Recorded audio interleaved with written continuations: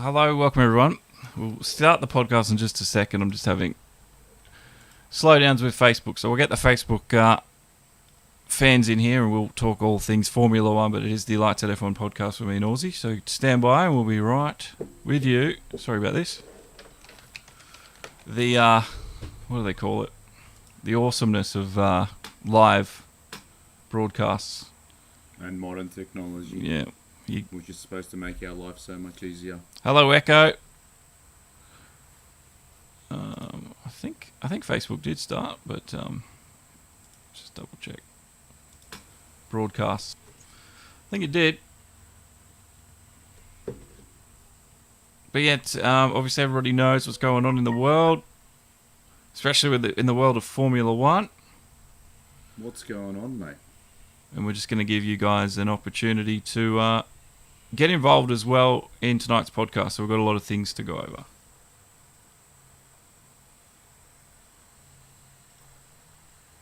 I don't think there's anything pertinent going on, is there? Just double check. Broadcast. I think it did. All right. Well, welcome everybody to the Lights Out F1 podcast. My name's Josh, and next to me, virtually, Orzy.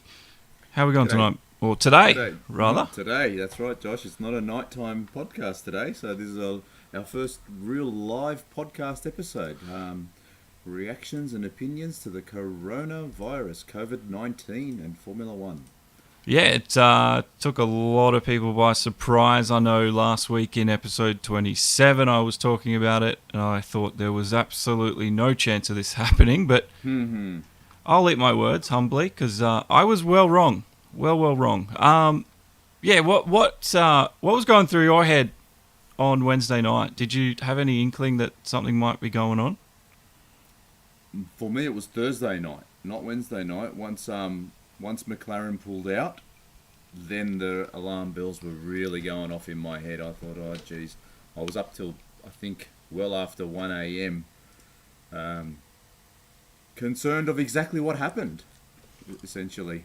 So, yeah, you heard, obviously, I think the first news that broke for everybody was the McLaren personnel that was tested positive, I think, was the first we heard of anything. That's right. The first I heard there was 4 of them that were, 7, I think, got tested, and then one came back positive. Wasn't that how it all panned out? Yeah, that sounds about familiar. And you're right, it was Thursday night, because I know there was a lot of people amongst the paddock, journalists, drivers apparently up late at night, sort of wondering what to do. The head of the Australian GP, apparently, they left the track at like 1 or 2 o'clock in the morning, but at that point everything was still sort of good to go. It wasn't until it was mere minutes before everything was set to open that they made the announcement. I think it was after, when they were set to open. The fans were waiting. I mean, a couple of our guys were down on the ground there waiting to get into the grounds, and they thought they were going in. They didn't even know that the whole thing was called off yet. Yeah, that is something that caught people out. But yeah, it was funny on Thursday night, because I couldn't sleep, so I was up a little bit late. Obviously, I heard the news of the McLaren person. We don't even know who it is yet, do we? There's been no confirmation of who that person might be. No, just the mechanic is all I've heard. Right. Just reading Jordan Botting's comment there, he's saying they're cancelling everything. Why don't they just cancel the virus? That's what we'd love. Yeah, that would be good.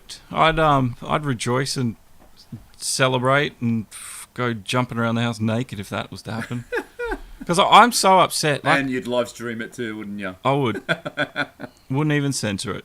But yeah, in regards to, obviously I was like, okay, coronavirus, and then obviously we knew Bahrain had the no crowd thing going on. I was like, maybe that'll happen, but just no, they're not going to do it. I'm disappointed. I don't think this has ever happened. Has it happened since the war, at least? Is the only last time I can think something would interrupt sporting events like this has. Oh, on a worldwide Yeah. I think it's probably well before our time. Maybe the Black Plague. I don't. I Yeah, just want that's to what I mean. backtrack Like, a little bit though. I wanted to get your opinion on the whole thing of before the eventual outcome on Thursday night when yeah. McLaren pulled out. What was your initial thoughts there? Because for me, the minute that statement came out and they had officially pulled out of the weekend's events because of the mechanic being found what's the word, positive. Yeah. So for me, right there and then, the whole season 2020 was ruined. I mean, I don't. It that, wasn't ruined for me. I just thought there's going to be teams that are going to take advantage of this. I just thought that's it. This is not going to be the end of it. I thought that's it. 2020 is gone, and So you're that 20, pessimistic straight away. yeah, I really was straight away. Like I just thought, first of all, even just holding the race with only 9 teams there and with McLaren missing because of the virus, I just felt like even that didn't sit very well with me. I understand the race would have went ahead if it was possible, but I just feel like it wouldn't have sat very well with me, especially being a McLaren fan and being the first race of the season. It's kind of like, well, there's McLaren season gone, if you know what I mean.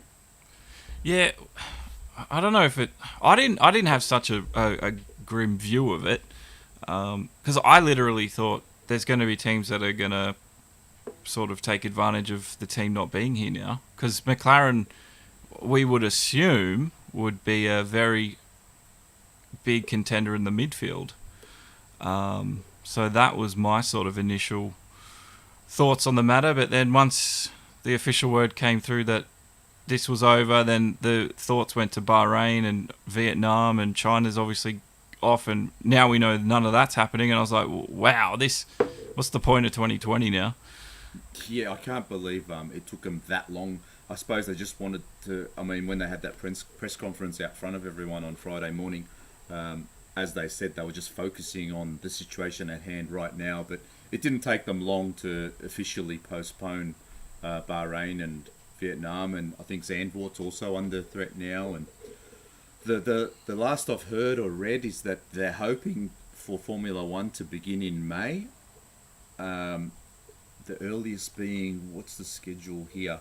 I think they're hoping Baku was the first one I heard, or is that even sooner? I heard that they were hoping to get back in Barcelona, which is the 8th to 10th of May. But I personally don't think they'll get back probably before Baku or Canada even. Yeah, Baku's the track I keep hearing, and I would sort of have to agree with that a little bit. The problem is, see, then that means they're going to miss or postpone Monaco, and that is just a big no-no, isn't it? That's where all the deals happen.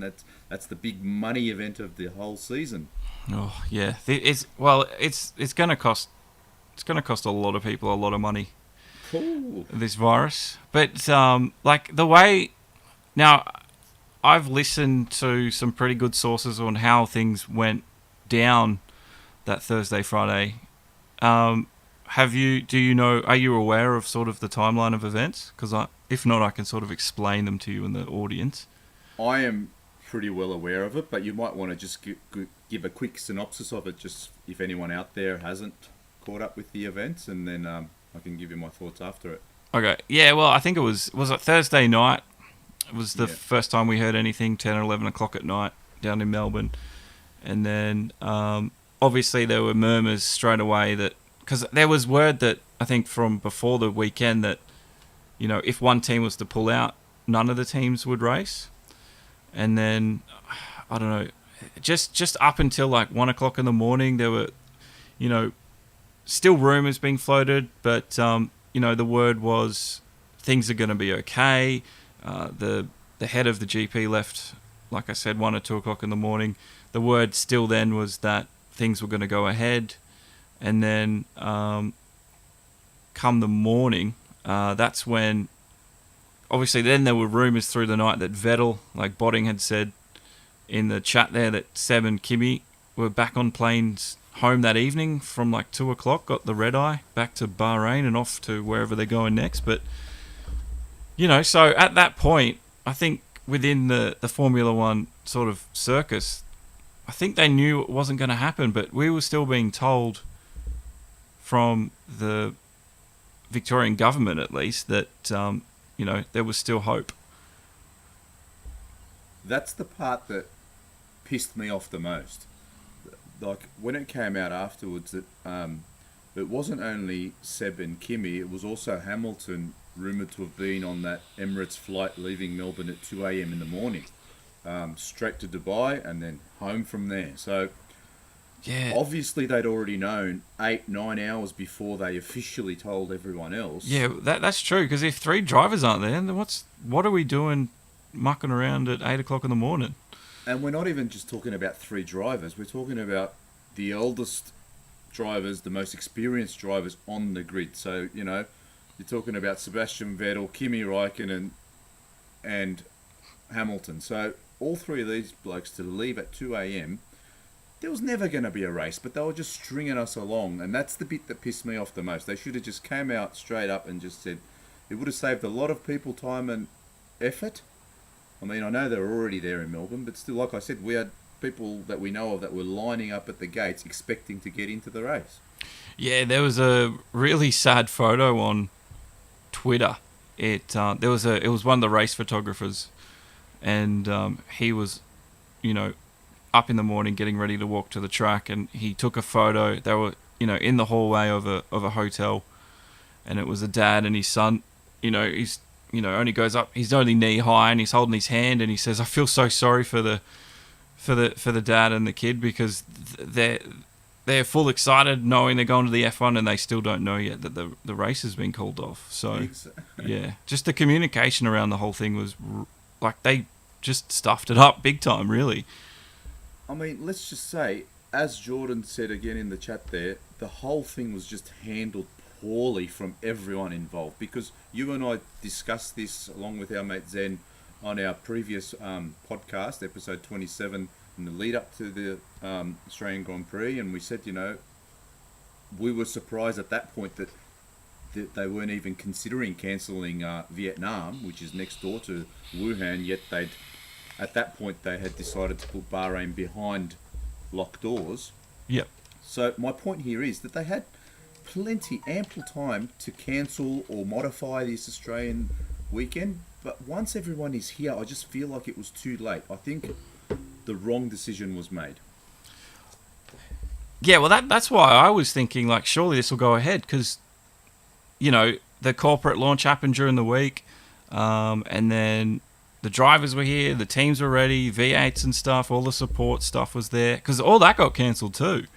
And I was like, yeah, this, like, I don't think, I was like, one case isn't going to, I think, stop it, but there will probably be some precautions that take place. But yeah, that's why I didn't think anything would happen, because everybody was there already.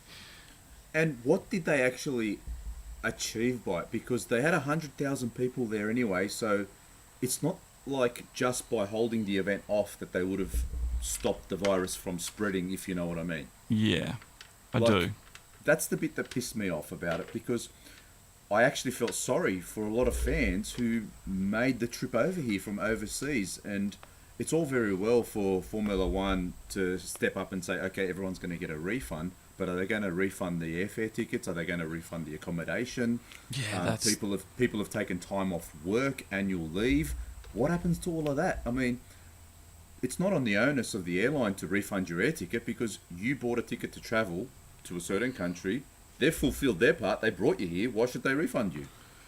Yeah, you're right. They've done what they've promised to do, but F1 hasn't. I'm sure there's sort of contracts, some very complicated contracts, negotiations, all that sort of jazz that goes on, but oh God, it'll be so messy. I would not want to be working in the admin department of Formula One. So my question to you, I guess, is that do you think Formula One's decision here with this event, not considering all the ones to come yet, but just particularly the way they handled this weekend and the calling off of the event, was it to protect themselves or the wider community? I think it was to protect themselves. That's what I think. Because obviously, Chase Carey said it in passing when he was at the announcement, but like he said, cash is king. And I don't know if he meant to say that because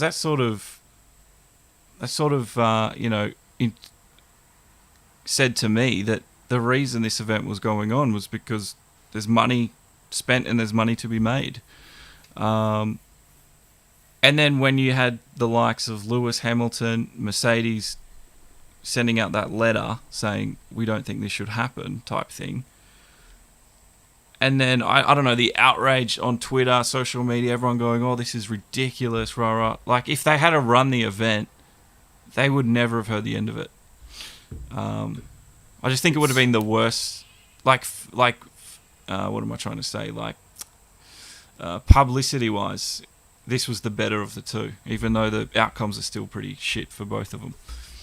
Oh, yeah, I mean, I think it really was, yeah, that old saying, you know, you're damned if you do, you're damned if you don't. So, like again, we're getting a comment here from Jordan that he was actually booked to go over to Long Beach for the Indy cars, and now that got cancelled just yesterday or the day before, and he was at the travel agent and he's getting a full refund. But now, for someone like him, it's weeks out before the event and he hasn't actually left his home country, whereas all these people who have already arrived here, they're screwed. Yeah. Yeah, I feel really sorry for people that have flown interstate or from overseas to watch this because what a waste of money and time. Exactly, because it's one thing if you live next door or if you live in Melbourne and you've just got a 2-hour commute to get to the track and you've paid $1,000 for your ticket or whatever it is, and then Formula One gives you your $1,000 back. Yeah. You essentially haven't lost too much other than time. But I think financially, this is really going to hurt a lot of people. Yeah, it's not going to... I don't know how F1 are going to sort of deal with this one, the aftermath of it all, because they've got... It was a really complex situation. They had to juggle the drivers and the teams and keep them safe. At least that's what they say. They had tickets sold and people, invested in the weekend. And then there's all the people that the Grand Prix employees or the employees there, they had to think about their well-being, their safety, or, I just can't imagine the complexity that went into that decision. So I can sort of understand why it took a while, but like you said earlier on, if we know the drivers aren't there, what are we even discussing anymore? Exactly. They should have just, been up front and then copped the brunt of the criticism or whatever it may be and just tried to make people understand why. This wasn't going ahead. But that stringing along, that 3-4 hour period in the morning just seemed like they were playing games. Yeah, and I don't understand what, like, were they trying to shift, were the three parties or whoever is involved, were they trying to, put blame on someone? Was that what it was? Maybe it comes down to the litigation, and again, the bottom line to it all is money. Maybe they were trying to see who is going to take the responsibility of, dishing out the refunds and whatnot that goes with all of this. And I also had the thought, was the AGPC, the Australian Grand Prix organisers, were they trying to still make the event go ahead just without Formula One? Like, how would that have went down? Well, I know it was the Grand Prix Association that said, like, this is going to happen, but behind closed doors. And then it was 10 minutes later, F1 or FIA have said, no, this is cancelled. So it just reminds me of just how crap our government's red tape is, because it doesn't matter what it is, be it welfare payments, veterans payments, anything to do with government, working for the government, everything takes so goddamn long. So I don't know if it's all F1 to blame here, because I feel like the Victorian government and the Grand Prix Association sort of dragged their heels a little bit in this one. And it's not really a race that they could postpone, which is the new terminology for these upcoming races, which again I'm also very skeptical with them postponing these events. I mean, we all know it's hard enough holding and scheduling a Formula One race as it is on the calendar and fitting it in, and yet now they are postponing multiple races. How the hell are they going to fit them in? But the skeptical side of me thinks are they just is it the legal loophole? Whereas once, as soon as they say cancelled, then they are legally bound to offer refunds. Whereas once, if they say postponed, they can hold off on those refunds. Yeah, there could very well be some legal mumbo jumbo that depends on the language. But one of the interesting things I heard, I heard that Mercedes and Hamilton did influence the decision. Their letter ultimately changed or sort of set this cancellation in motion. I don't know if you've heard that or what your take on that is. I have heard that, and also Ted Kravitz himself on the Sky reporter. He said he walked past someone early in the morning, and there was two very prominent, I guess, powerful people in the F1 circles that he had spoken to, and they said no, the event's not going ahead. Like, they were adamant it was not going to happen, but yet there was all the other kerfuffle that followed afterwards. So maybe it was one of those people, Toto. Maybe, but yeah, do you feel that could have had an impact on the situation in the because I think they were one of the teams that were originally for racing. There were a few teams. I think AlphaTauri, pretty sure Mercedes was one of them. Red Bull were ready to race. Racing Point, I think. Not all the teams were straight up saying, no, let's not do this. I think you're definitely right. I mean, for sure. I mean, they are what you'd have to say at this point in time. I guess it's arguably Mercedes might hold more of the cards than even Ferrari does at this point in time. So for sure they would have had a hand and a definite persuasive role. Persuasive role in the whole thing. But don't you think that, like we were saying earlier, those three prominent drivers would have had more of a effect on the actual end outcome? This is what's so confusing about it. There's all these different reports and stories. Like, has it been confirmed that Seb, Kimi, and Hamilton left at 2:00 in the morning? You're right. It doesn't seem like it should be something too hard to confirm, should it? I mean, it's an official flight. Because there are things that, like, if they're being told in the timeline that they're being told, there's things that just contradict each other here and there. Just contradictory in the sense that, if that was to happen, then this decision would have been made at that point. Because I've been told, obviously, like you said, if the drivers are gone, why didn't we cancel it? But then I've also heard, those teams were good to race. They were happy to do it behind closed doors. But then all of a sudden, Toto Wolff and Hamilton wrote a letter. And Hamilton, apparently, this was on his own volition. He wasn't under any pressure to write this from the team. He was allowed to express himself freely. But then I've been told that, yes, that had a final say in it being cancelled. So, like, if that's the case, then Hamilton would have still been at the track. Because like you say, it's just really hard to know exactly what's fact and what isn't in this situation. Yeah. And I mean, all we can do is give opinion and thoughts on what we think. I just feel like there's just a lot of speculation, and it doesn't make sense to me. What is it that the F1 is trying to... I feel like they're trying to hide something, in a way. What do you think they'd be trying to hide? That's what I don't get, because, like you said, you want them to be forthcoming, and just, be transparent with what's going on. But there's all these different reports that, like I said, they contradict the timeline and the logic of reason and of how that played out, sort of thing. From a selfish point of view and a diehard Formula One fan, I'm totally pissed off that they called the race off, right? And then I don't get to watch that opening race that we've been, dying for. Yeah. But on a different level, I'm just totally pissed off with Formula One in the sense that in the way that they handled this whole situation. Because I feel like almost to the point where you say, you make your bed, you lie in it. They made the decision weeks ago when Australia was going ahead. They had ample time, ample opportunity to call this off.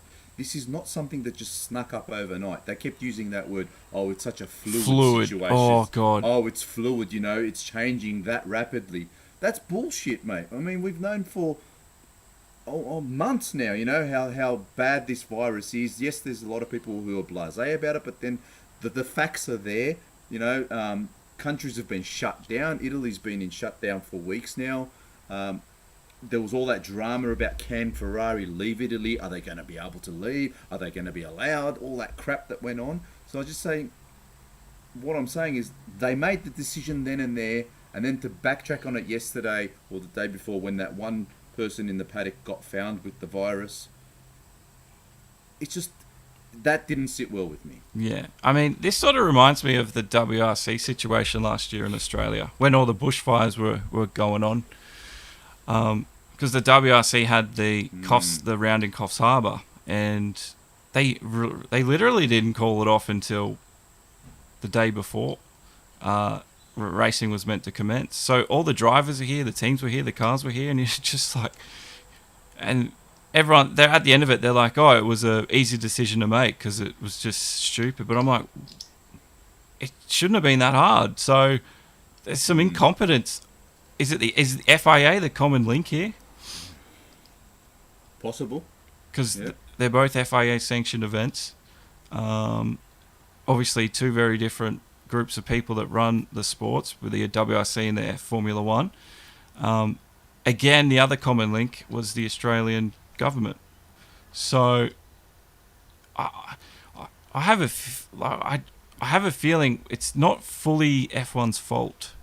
I mean, they've got a lot to answer for, but I feel like there was other parties holding this up too. Definitely, you have to say it's not just one person who made the decision here. I mean, they even said themselves, we all got together and come to this decision. But you'd love to have been a fly on the wall, wouldn't you? Just listening to how that decision was come to. Definitely. Moving ahead, just from the Australian GP cancel, unless you wanted to say anything else about it, but I'm going to ask you a question. Just the question, because obviously the idea about it being done behind closed doors. Do you think should we have done that? Sorry, in the chat, you're saying it's China's fault. It is. I blame China. Sorry, can you repeat that? Yeah. Should the race still gone ahead behind closed doors, or is it just overreaction from the teams and stuff? Now that's the tricky part. That's where I asked you earlier. Do you think they were protecting themselves or the wider community? Now, if that was the community that they were worried about and they didn't want people to mingle, the teams are already there, the equipment's already there, the film crews are already there, the reporters are there. They could have quite easily held it behind closed doors. But then that skeptical side of me says, was there a little bit of selfishism? Is that such a word? Were they a bit selfish in the sense of thinking about themselves not to get the virus? Or was it that the drivers weren't there? Those three prominent drivers? I don't know. Yeah, I'm sure these answers will be played out very shortly, but I think it's safe to say you and I aren't happy with what's happened. There's a lot of other people probably a lot more angrier than you and I, and a lot of people, out of money. And I don't know, there could be people that will lose their job over this. I don't know. Oh. I'm devastated for the rest of the season. I mean, just looking at the calendar, right? Australia's gone now. It's cancelled. Bahrain is postponed. I'm going to call it cancelled. Vietnam is postponed. I'm going to call it cancelled. China is postponed. Cancelled. Cancelled, yep. Zandvoort, cancelled. Now, they're talking about hoping to be back in Spain, which is less than 2 months away. I can't see that happening. Monaco, I can see them pushing like hell to make it happen, as I said earlier. I don't know if that's going to happen. So here we are. We're talking 1, 2, 3, 4, 5, at least 6 races. And 2 of the new tracks. And 2 of the new tracks. So what does this do for the season? Even if, let's say, we start at Azerbaijan or we start in Canada and that becomes the official round 1 for 2020. and we 15 play. round seasons, like going back to the 90s. Yeah, and then we actually end up and we finish the season with 15 or 16 races. Now, this was a big year for Hamilton to match Schumacher's record. So, don't you think even if Hamilton achieves that after such a what's the word, catastrophic season like this, that it won't always be followed by a but, a massive asterisk? Like, Oh, it's not. there's going to be people that will hold it. If he does win, they'll be like, yeah, but, because they So, just don't like Hamilton.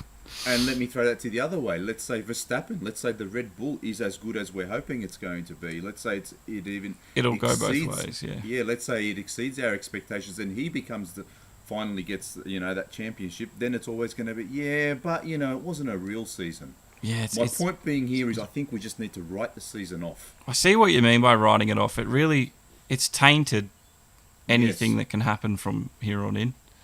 We know that there's new regs coming, obviously, for 2021. Now, a lot of these teams... Happy it's not 2021 that this is happening, because Cool. I can't wait for the new regulations. Imagine not being able to see them until bloody June. So now you'd have to think, a lot of these teams now would be thinking, do we write the season off for ourselves, even if Formula One is not, and let's just put all of our efforts on next year now, rather than wait till later on. Does this benefit the teams like Williams, like Haas, or are they losing too much money not racing now? That's a good question, because all the money's been spent on this year's car. Now they're essentially sitting around twiddling their thumbs. I mean, for sure there'll be further developments going on, but you need money coming in to actually bring those developments to fruition, don't you? Yeah, you do. So I don't know. It could be the end of bloody Haas at the end of 2020 if it doesn't start up soon enough, because I can't see, or maybe I don't know. It could really hurt those smaller teams, like a lot more than we think. The trouble is, Josh, there's no real soon or very close end to this pandemic that the world is suffering with this virus. Like, schools here in New South Wales, there's been letters and emails going around that the school holidays are going to be brought forward. My daughter, her university, there's talk that that's going to shut down. So yeah, there's a uni back in my old hometown that's already shut down because they've had a case confirmed. So it's affecting more than just sport. It's affecting the world. Yeah. So it's just everything. And we here in Australia, if we're this affected, and you know how removed from the world we are, all these other countries are all borders to each other. So I just can't see a very pleasing outcome in the short-term future. Yeah. Now, I made an article. I don't know if everyone's read it. If you're listening in, it was I titled it "Esports Can Beat the Coronavirus." You shared it around and got. What was your initial thought when you read that? So it's just basically saying that now that all this motorsport has been cancelled, it's esport can fill the void and sort of we can get something. We can sort of entice new fans, get the drivers out there doing something, and entertain us at the same time, and without risking their well-being or health. Well, you and I have discussed this before, and I thought it was the timing of the article is perfect, and people who haven't thought about it, they should give it some thought. I mean, like I said when I shared the article, that it doesn't need to be competitive. Some of these guys on the grid, sure, they've probably never sat in a sim. Who knows? I wouldn't be surprised if some of the older guys like Kimi Räikkönen, other than the one at the factory, I'm saying, like I'm just talking a private sim here. But it'll all just be just the same. It'll still be very fun to watch. It'll be entertaining. It'll bring a whole new set of eyes to esports, which is Formula One themselves are trying to grow, right? Yeah, they are. They're basically trying to, especially with the esports side, they're trying to bring in a younger audience, that a new young audience to the sport. And again, it'll work the other way as well. There might be a lot of sim racers, a lot of esport people out there who might not necessarily be a Formula One fan or a die-hard Formula One fan. Maybe they just casually follow it. But then, all of a sudden when they see Lando Norris and, Max Verstappen on their rigs, racing away, and their personalities come through a bit more because, when the race is on track, you get the odd radio message here and there, but as you know, when these guys are streaming, they're having a laugh, they're chatting away, so you actually get their personality come through as well. They might get some long-term hardcore followers out of it also. Oh, definitely. I mean, for them personally, yes, but also I think for the sport, it's a good thing. So there are some leagues that have stepped up to the plate to organise some stuff. Lando Norris is going to be doing an event tomorrow with Veloce. We Are the Race. They're organising stuff. I think some Formula E drivers and stuff are in there. But like the thing I like about sim racing is anyone can do it. So with FNL1 eSports, we've actually decided to see if we can't get the numbers to run the full Melbourne Grand Prix ourselves. So if you are a PS4 F1 2019 driver, doesn't matter how good or bad you think you are, and you want to race, there's seats open. So use the Discord. We'll get you the Discord link for FNL1. Either text me or get me up on Facebook, or go to the FNL1 Facebook and join up. Discord link pinned at the top of our page, actually, on the FNL1 Esports page. If you just go to FNL1esports.com, it'll take you straight to our Facebook page, and on the very top there's a Discord link. Click it. Come into our Discord, let us know you want to race tomorrow, because it's just a fun event. We thought we may as well. We're going to do a 100% race at Australia. No coronavirus is going to stop this Melbourne race.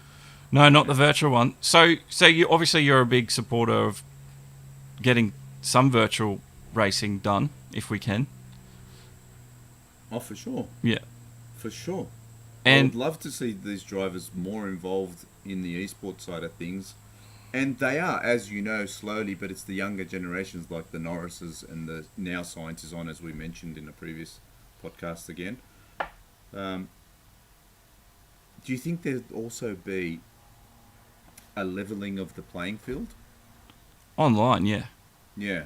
It could even mix it up, because as we know, the physics on F1 2019 aren't great. They're not anywhere near the real thing. Lando Norris has been pretty vocal about that. But yeah, it'd like that. Like I don't care about it being fully simulated at that point. Correct. If bloody Lando, Max Verstappen, and Hamilton are racing on F1 games, that's all you need, man. Because go for it. Like, don't you think F1 esports? They've been running. Have they done 3 seasons now? I think they just finished season 3 last year. Yeah, I think so 3. Now they're up to season 4. Yeah. Isn't this the prime opportunity for them? They've got the rigs there, obviously, that they get all these esports races into. Get the drivers in there just for a weekend fun event. 20-minute sprint races, whatever it is. It doesn't need to be serious. It doesn't need to be up for points, but at least it'll go a long way to keeping Formula One in the news, but not negatively, if you know what I mean. Yeah. So, well, I do have some news about that. And Zequens keeps asking to play the crew. I know you really enjoy that game. There's Formula One in the crew too, so I don't know. Might pop it on a little bit later. But with Dr. Julian Tan, does that name ring a bell to you at all, Aussie? No. He's the head of digital and Formula One digital and esports. He actually tweeted saying, he said the opportunity for digital and esports to cushion these unprecedented times is real.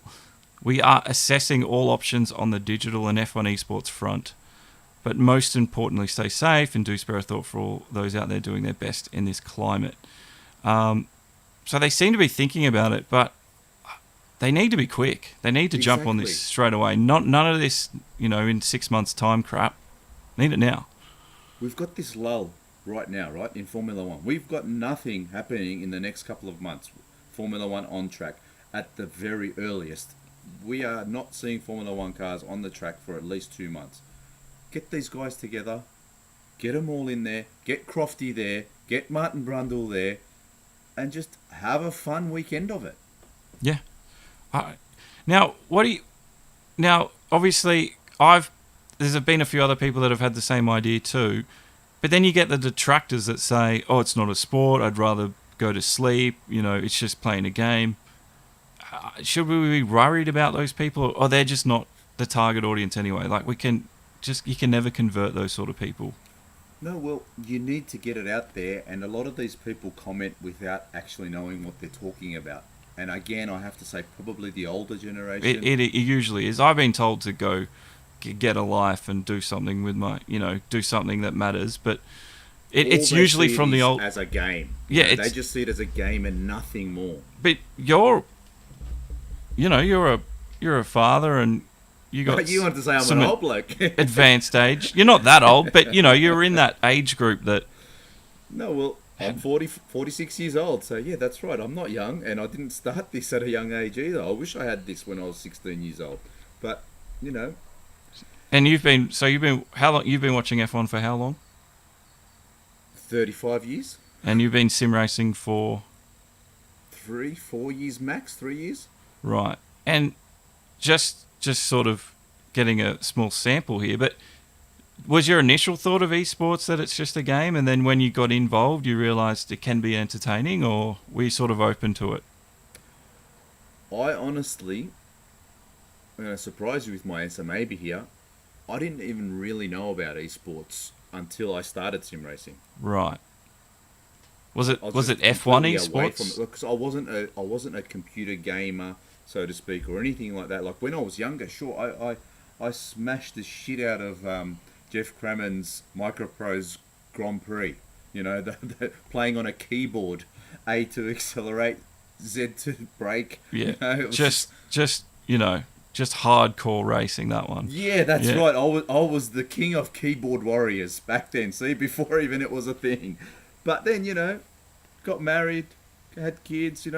20 years I didn't do any gaming or anything like that. And then one day we bought a PS4 for the kids, and that's when I came back into this sim racing world and the new age of gaming altogether. And yeah, so that was how I started off, I guess. So probably about 3 years now max. But your first race that you watched, not you weren't competing in, that you watched. Do you remember your thoughts initially going into it? Well, were you ever closed-minded to, like, you like racing, but you're like, I'll never watch it because... Yeah, no, I wasn't like that, no. I was not closed-minded. I actually, knowing what I know now, and especially with the graphics of a lot of these games, as you know, Josh, like, if you just put it in front of someone and you took all the graphics off in the sense of, like, the heads-up displays, and you took the rev counters that sim racers use, take it all away and try to have the most realistic view as possible, and you put it in front of someone who doesn't know any better or who doesn't know computer gaming. Yep. They won't tell the difference? It will take them a good few minutes, if at all, to realise that that's a game and not real life. Right. So getting it out there in front of them is better than them not consuming it at all. So 100%. So basically F1, they need to get off their backsides and just organise something. It doesn't have to be all the drivers. It can be one or two, but something. At the end of the day, we know these guys have all sat in the simulators in their factories, right, for the teams. So they know something. So they're not going to be jumping into these rigs cold, so to speak. Yeah. They're not coming from playing Fortnite and then all of a sudden getting a steering wheel thrown into their hand. They're capable people, so I'm sure that wouldn't take them long at all to get the swing of things. And probably last sort of question I want to sort of get your opinion on, and if guys in the chat as well, you got opinions, please share them. I'd love to hear what you guys think as we talk along. And welcome along Zero and Echo, one of the regulars. It's good to have you guys back. F1 esports and Formula One, can they live alongside each other in harmony?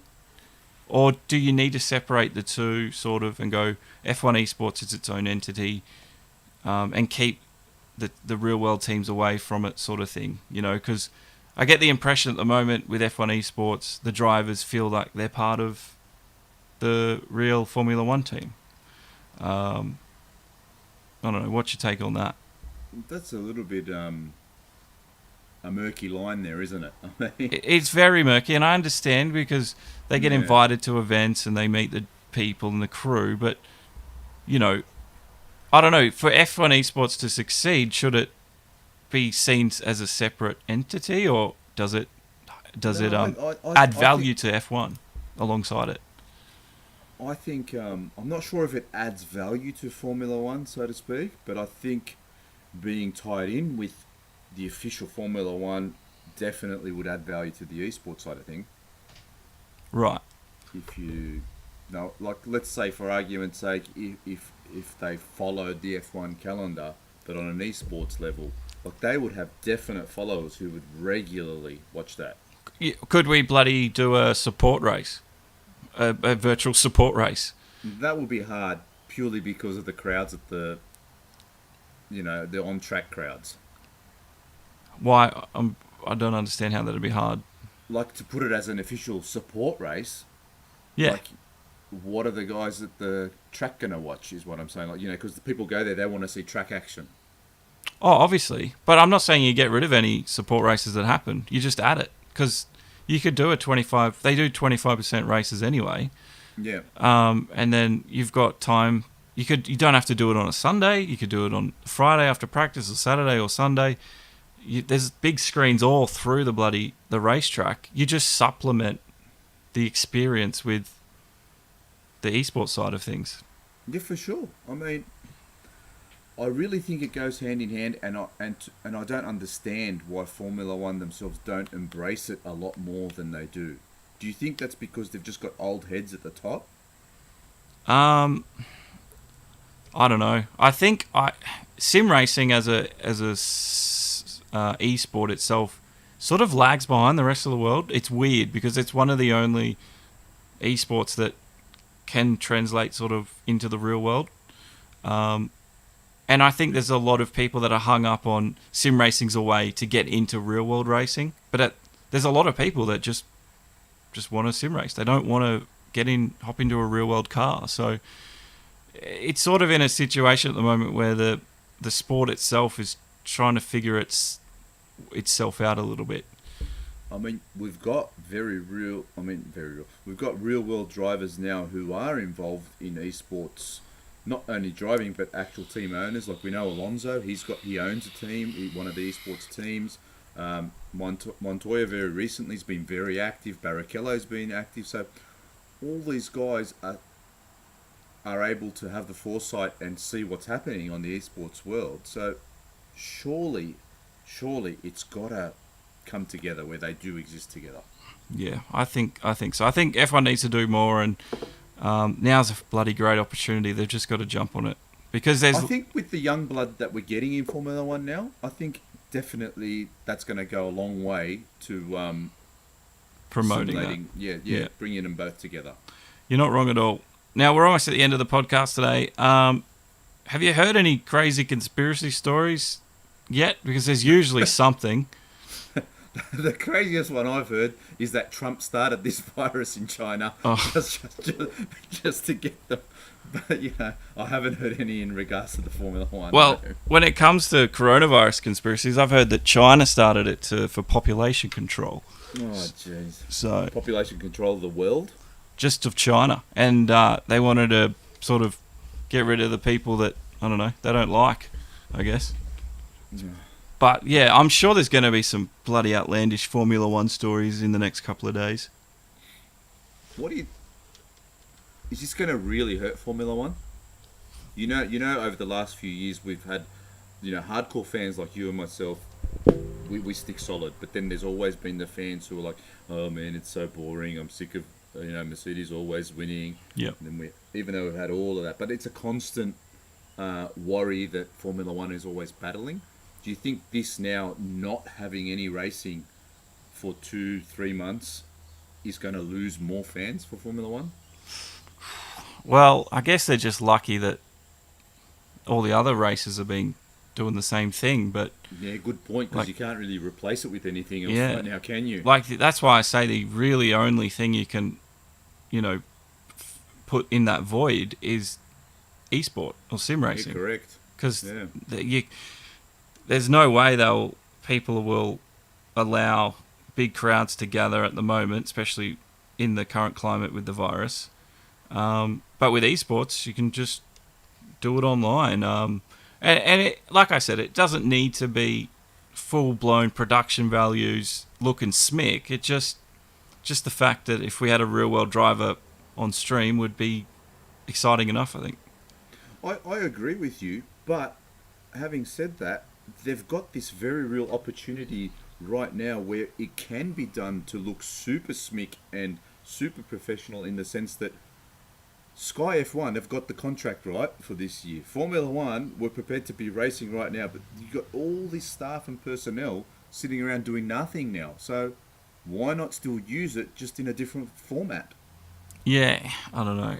I just feel like I was sort of running the show a little bit because I'd be running around trying to get things organised. Like already. today. Yeah. Yeah, get on it. Yeah, well, that's what I mean. We're just a little league, you and I, and everyone that's with us in FNL1 and Demo 1. But like already, I've got a time set, a date. I've got people confirmed for a race. That's more than bloody F1 have done with all their resources and money. So, like, it can be done. That's the thing. See, there's Mr. Echo saying he would love to see Ricardo in esports. Exactly. So would I. A lot of people would. And now that Ricardo's lost his home ground race, it's even worse because he bloody didn't even get off the bloody start line last year. You know that there's always that thing like drivers. I don't know if it happens in a lot of other sports, but Formula One is the one that I follow the closest. And generally, the home race for the driver is always a pain in the ass. Don't forget, Ricardo also got disqualified at Australia too. Remember when he Oh yeah, from the classification. didn't he finish third or something, and there was a fuel issue, and he got disqualified last year. We all know what happened with his Renault debut at home. Now this, Yeah, it's Ricardo. He's the curse. that rings a bell. That rings a bell big time. Yeah, so I hear you, Josh, with the esports talk, and definitely it's a way we have to go. And once again, it's a reminder to everyone else or any late joiners who have jumped on to this. Jump onto the FNL1esports.com page, which will take you straight to our FNL1 Esports Facebook page. Hit the Discord link, which is pinned at the top there in a post, and get involved in our PS4 race that we're doing tomorrow at 4 p.m. Australian Eastern Daylight Saving Time. That's right. Josh will be commentating and streaming it. We're going to do a 100% Melbourne race. That's if we get 15 drivers. We need 15. Need the drivers, yes. Get in there, guys. Bloody hell. There's a notice on, because usually this is part of the podcast where we'd wrap up the bloody F1 Fantasy League. There's a notice on the Fantasy League front page that says it's affected it because now all F1 fantasy teams will be scoring from the first Grand Prix of season 2020. All the F1 leagues that were due to start from an impacted Grand Prix, Melbourne, will start from the first Grand Prix of 2020. The first team lock will now happen at the start of qualifying for the first Grand Prix of season 2020. So they don't even know when the next bloody race is. Of course they don't. Yeah. That's what I said to you. But if you do want to join the Fantasy League, you come right ahead because we've got one. There's a code and everything. Have you got that on your website? Not your website. Your We've got it on the Lights Out F1 Facebook page. Lights Out F1. I've got it there. I've got the league code there. It's even on the podcast description of our last episode. It's all there. All of our social links are always there. And once again, when we cut this up and put it into the podcast this week, again the links will all be there if you're listening to this in podcast and not live. Yep. And were there any bargain drivers to be had at the moment? Just trying to have a look. The most expensive is obviously Lewis Hamilton. Latifi. Well, I've been telling you to get your team together, and we haven't even been able to compare teams because you were a cagey bugger, and you said you were waiting to see what happens with the practice sessions. Yeah, well, the lockout doesn't happen till quali, so I wanted to see what was going on in practice. So how'd you go, Josh, waiting for those practice sessions, eh? I'm still waiting, believe it or not.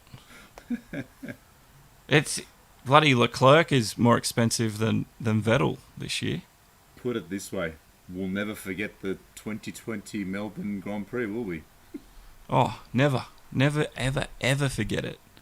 In 10, 15 years' time, that could be a great trivia question. Who won the 2020 Melbourne Formula One race? Oh, yeah. That'll be perfect.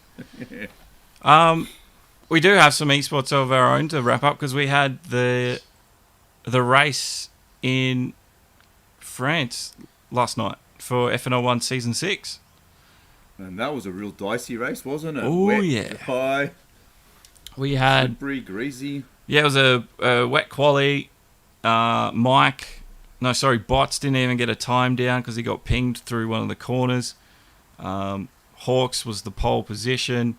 Off the start, Mike got a dreadful start. He was all the way back in 10th and he was up down the side of everyone overtaking off track. There was, Fly Swatter had his crew in there.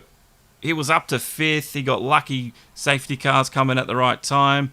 Some people gambled with hard or mediums. It was still a wet track. It didn't work out. There was everything going on. It was so worth the watch. And normally France is such a shit race in real life, in sim racing, everywhere. I freaking hate that track. But last night was actually entertaining. Oh, it was really good. If you haven't seen it, guys, it's on on the normal pages at Demo 1 and FNL1 and the YouTube, Twitch, all that. But we've got round 2 coming up next week, and I'm just trying to think what is after France on the calendar. After France would be... Is it Austria? Red Bull Ring? The schedule is right there. I will add the schedule on France, Austria, Britain. Yeah. So I will add the schedule on the Demo 1 Garage calendar, so you can organise that yourself. But yeah, if you haven't seen it, definitely worth watching. And we'll tell you right here, no coronavirus is stopping our racing. No. It was BP that won, and it was a 1-2 for Mercedes. I think in the interviews it was their first time since Melbourne, believe it or not, in season 5. So, have they cracked the curse that they had last season? Well, that's the question everybody's asking. So we've also got a Assetto Corsa Competizione Super Sprint Series starting this coming Sunday. So not tomorrow, next week. That's just a quick 3-week series that we're going to be running with 2 30-minute races. Once again, I put the shout out there. So if any of you are out there on ACC and are looking for a league to race in, jump onto the FNL1 eSports page. And again, in conjunction with Josh, we'll be running our own ACC league on our servers. After the 3-week Super Sprint Series, we're going to have Season 1 of our GT3 Pro League, which is going to go for 6 rounds. That's right. And there will be, at some point, a ACC Bathurst 120 in there. But on the 29th of March, that's my time, at, I think, 10 a.m. So Brisbane, 10 a.m. We've got the Bathurst 120 in GT Sport. And we've actually got a full grid, so... that's the second annual Bathurst 120, so I'm really looking forward to it and to see if the guys that won it last year can hold off and get it 2 in a row. It's a pretty good race, 2 hours, bit of endurance, bit of strategy. The Group 3 cars this year, they were Group 4 last year, so yeah, I'm really keen to get my teeth into that one. Yeah, guys, get onto our pages and have a look. I mean, there's no real world racing happening anytime soon, so if you're one of those people who've been skeptical about esports, jump on, have a look. I bet you'll be surprised. Oh yeah, you definitely will be. And at the same time, on the website Demo 1, I'll keep you up to date. I've got opinions, I've got everything. Orzy will share his things on FNL1. And the best way, even if you want to organise something yourself, join the FNL1 Discord, because we're starting to get a pretty big following of sim racers in there. So use that resource. You're allowed to organise one-off events, charity events. If you join us, guys. Doing that, join the FNL1 Discord, and that link will be in the podcast description later on, and it's on the FNL1 Facebook too. So don't miss that out.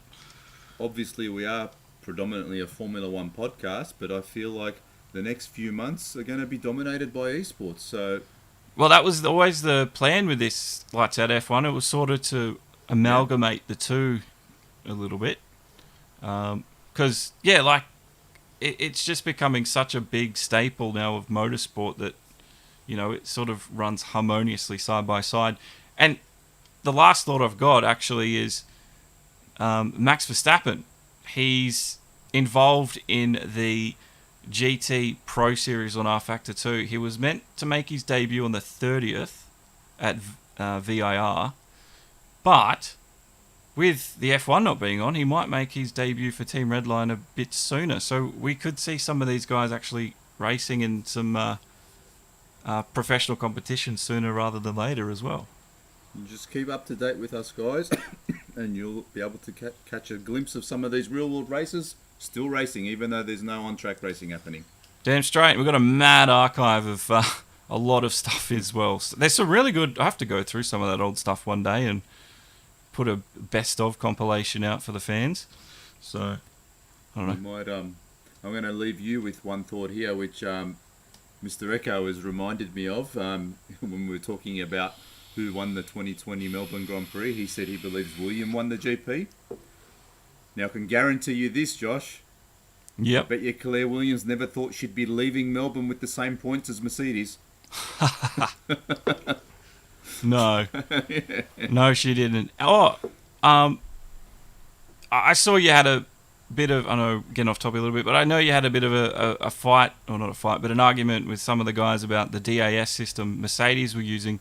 Was it you that predicted they weren't going to use it in Melbourne? That's right. Yep, Yeah. I was right again. I said they wouldn't use it in Australia. They didn't. They didn't. They didn't even get a chance. Oh, well, we got to laugh about something, right? We do. We do. Anyway, that I think about wraps up today's live podcast. It's been good. It's been good to do it in the middle of the day.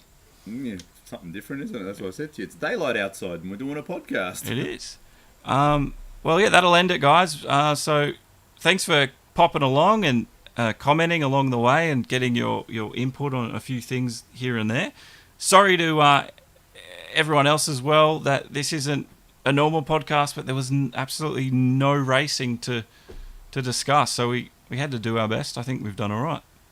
Yes, we have. And I mean, I know we're all sick of this coronavirus, COVID-19 and all the ifs and buts and this and that, but they're really... We had to get the opinions out there and have a bit of a chat about it, but I just feel like it's not going anywhere anytime soon, unfortunately. No, it's not. We might do this again in the next couple of weeks, but until the next podcast, thank you very much. Don't forget Spotify, where it was iTunes, not Google Podcasts yet because they hate us for some reason. Podbean, Stitcher, They FM. hate our country, it's not us. Oh, they hate Australia. Yes. Yeah, you can find it all there. You can also find it in video format later on as well on both the F101, Lights Out F1 and Demo 1. So thanks again. My name's Josh Gain, Race Starting on the Edge, and we'll see you next time. Good night. Thanks for joining us, guys, and till next time, push it to the limit and keep it on track. See you later. See ya.